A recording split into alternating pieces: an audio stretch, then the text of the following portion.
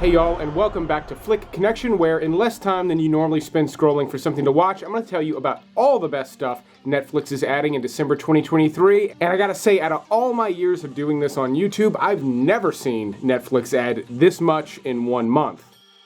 And it's not a bunch of crap either. There are a bunch of huge blockbusters coming to the platform this month, including a big Netflix original that's highly anticipated, as well as a whole host of classic movies and brand new series to watch. Thanks to Magic Spoon for sponsoring this video, but before telling you about them, let me tell you about everything Netflix is adding on December 1st, which is where they add a lot of stuff you're familiar with. Some of my top picks include Lucy, starring Scarlett Johansson. This is actually from writer-director Luc Besson, who's famous for movies like La Femme Nikita, The Fifth Element, and Leon the Professional. And I don't think Lucy is as good as any of those movies, but it's pretty damn close and definitely feels a lot like a Luc Besson flick with a heavy sci-fi twist. A silly sci-fi movie is The Meg. I've yet to watch the new one. I'm not super jazzed about it, but the first one was fun enough for a Jason Statham movie about a gigantic shark.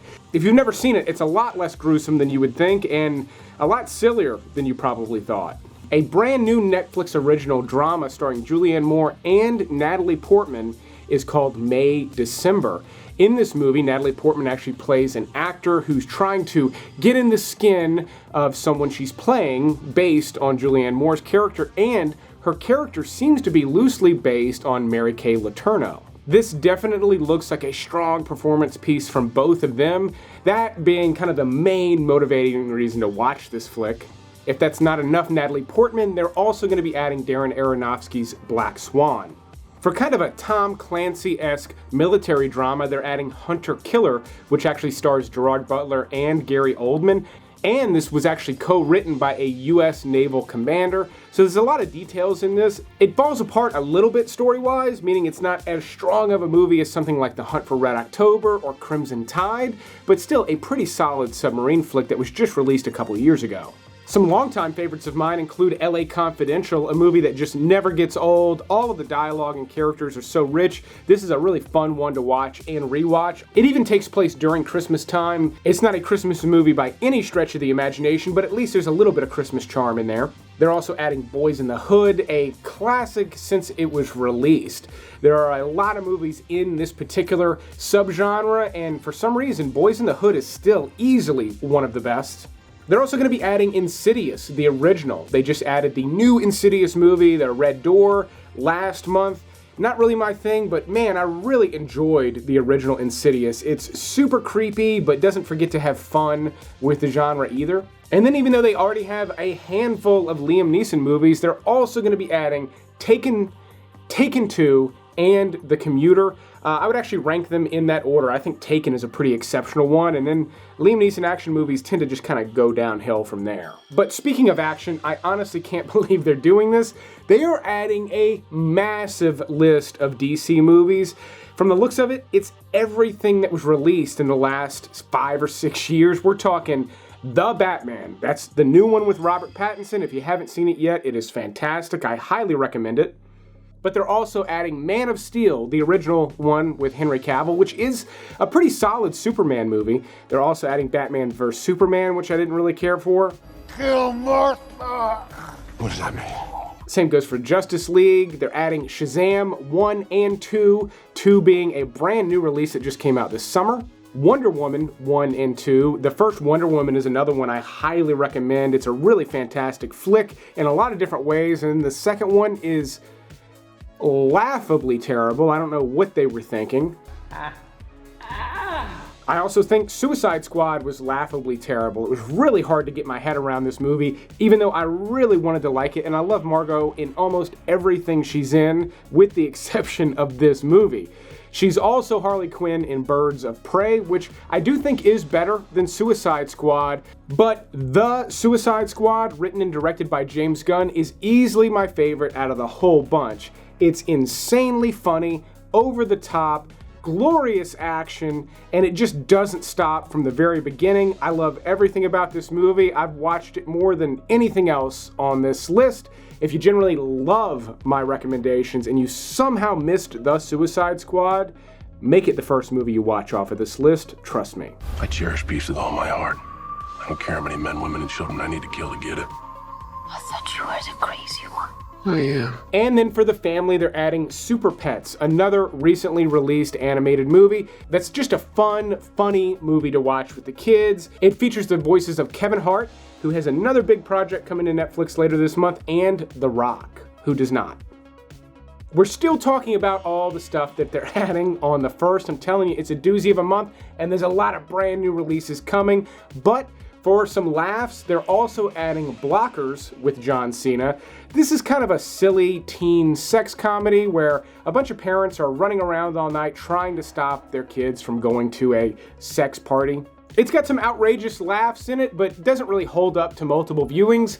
Same could be said for Good Boys, another just outrageous comedy about some young boys out on the loose. This was kind of an attempt to recreate the magic of Superbad. They didn't really succeed, but it's still a funny, raunchy comedy. And then finally, on December 1st, they're also adding Sweet Home Season 2, which is a crazy supernatural horror series from South Korea. The first season was absolutely insane, and the trailer for Season 2 looks even wilder. If you've been the least bit interested in anything from South Korea, things like Squid Game and beyond, I recommend at least checking out the first episode.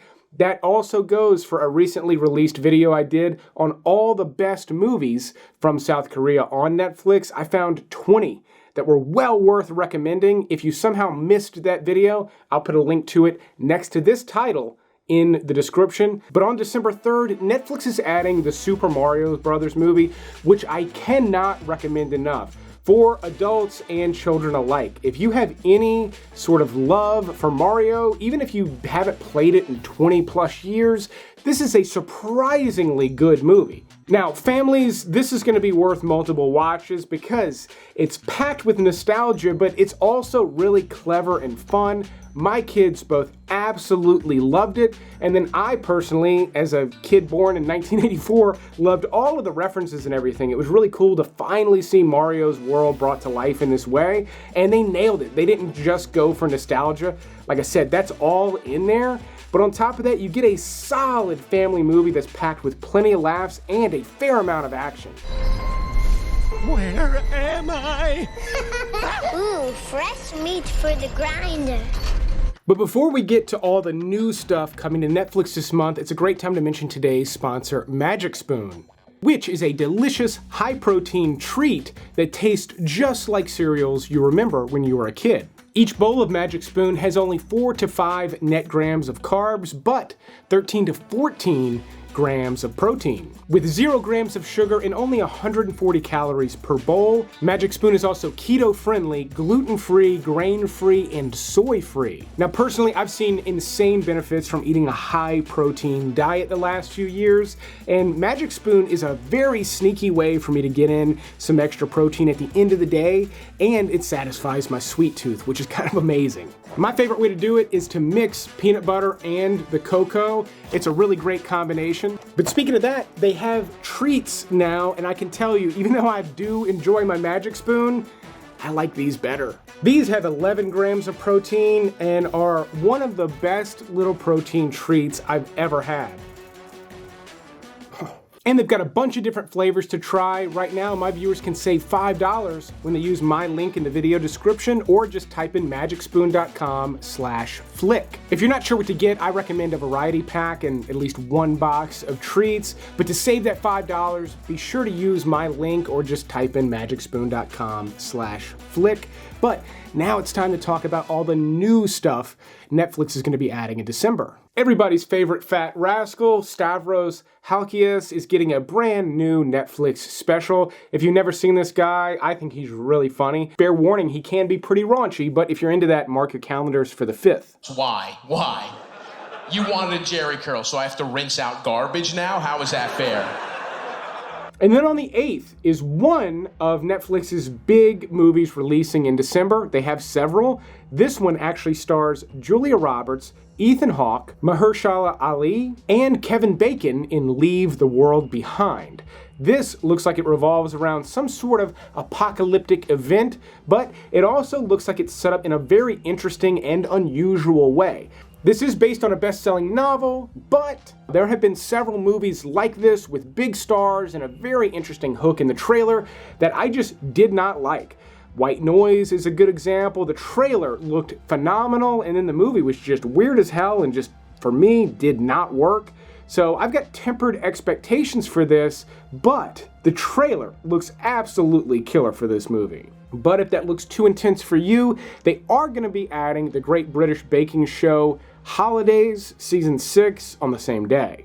December 9th adds a movie from 2020 that I thoroughly enjoyed. In fact, it was one of my favorites that year. Granted, we didn't get a lot of movies in 2020, but they're adding Love and Monsters. This too is based on a book, but it's really a teen action adventure movie. It takes place in a post-apocalyptic world where gigantic insects seem to be ruling the world. Dylan O'Brien stars in this, and I think he's a highly underrated actor. He does drama and comedy surprisingly well for a young actor, and he helps carry this movie.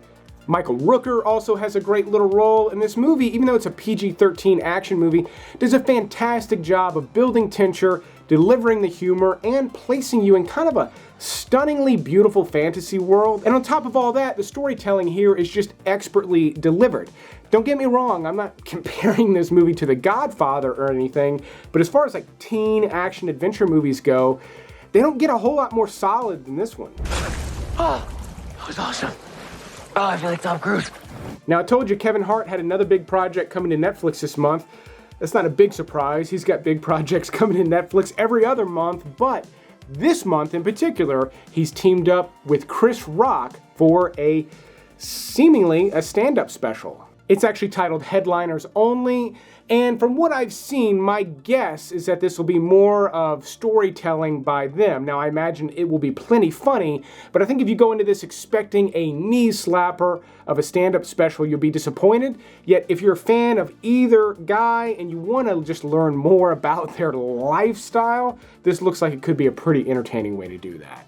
December 14th adds The Crown, Season 6, Part 2.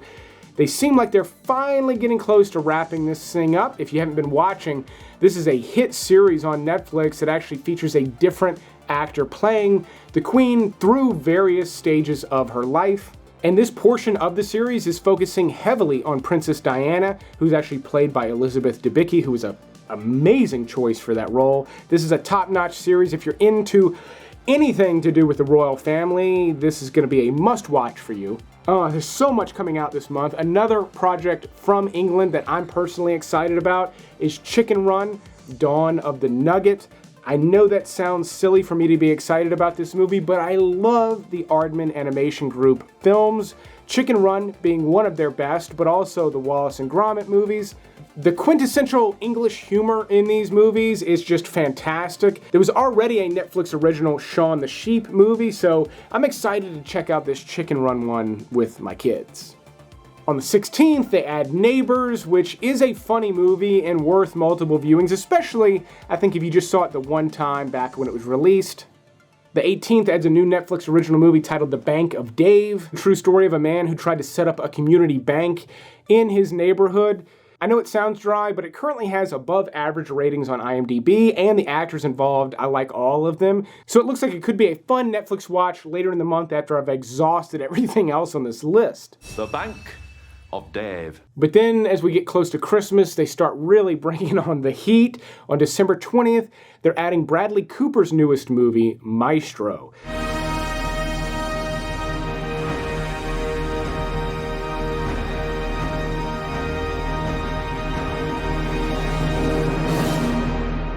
Now, he has not directed a movie since A Star is Born, and Maestro does not look like the type of movie I would be interested in, but I thought he did a phenomenal job directing A Star is Born. In fact, when the credits rolled, I couldn't wait to see his next movie, regardless of what it's about. In this movie, he plays famous conductor-composer Leonard Bernstein, which again is not something that really interests me at all. but the way he goes about making his films I think is extraordinary.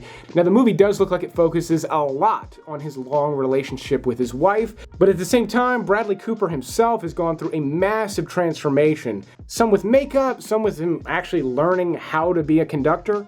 So, film nerds, theater nerds, if you're into any of that, this is going to be a highly anticipated project, and I personally can't wait to see it again, even though the subject matter doesn't really interest me at all. Now that's December 20th, and then immediately on the 22nd, they're adding Zack Snyder's new action-adventure sci-fi flick, Rebel Moon Part 1.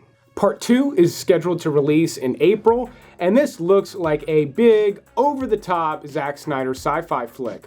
Now, I've been candid with my opinions of Zack Snyder movies on the channel before. I really enjoy some of them and kind of really dislike others. Hopefully, this one's at least somewhere in the middle.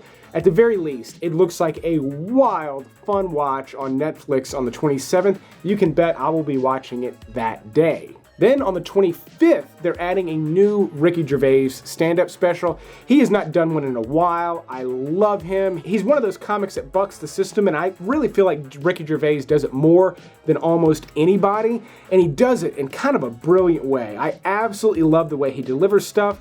This is another one I will be watching as soon as it releases, and you know Netflix has seen all of this stuff before they scheduled it, and I'm particularly interested as to why they put this on Christmas Day. It's got to be a good one. For both kids and Star Trek fans, Netflix is resurrecting Star Trek Prodigy. This was a Paramount Plus original series that was canceled after the first season due to budget cuts, but it did have a following, so I'm sure there's a handful of people excited this is coming to Netflix. Season 2 is already in production and set to premiere in 2024. Also for the kids, on the 28th, they're going to be adding Pokemon Concierge, which is a stop-motion animated show that looks absolutely breathtaking. Now, I personally was never into Pokemon, but my two young kids are just now starting to show an interest, so I will definitely be watching this with them on the 28th. And then on the 29th, they're bringing Money Heist Berlin, which looks fantastic. If you were a fan of either the original Money Heist show or the Korean spin-off, this is going to be a must-watch. But these are heist-centric series that are actually filmed very cinematically. They've got beautiful cinematography, and you can almost guarantee Netflix is going to have a pretty good dubbed version of the Berlin version of the series. So if you love heist flicks, mark your calendar for the 29th. But here is everything leaving in the month of December, so you can be sure to catch those titles before they're gone. If you're new to the channel, welcome, but the date listed is the date it is gone, meaning you can't watch it on that date, you have to watch it sooner. Again, the full list of all the movies discussed can be found in the top pinned comment as always. Thanks again to Magic Spoon for sponsoring this video. Don't forget to check out their link in the video description below, but I will keep making these videos as long as you keep watching them. Thanks for checking out this Netflix episode, and you will see me on the next one.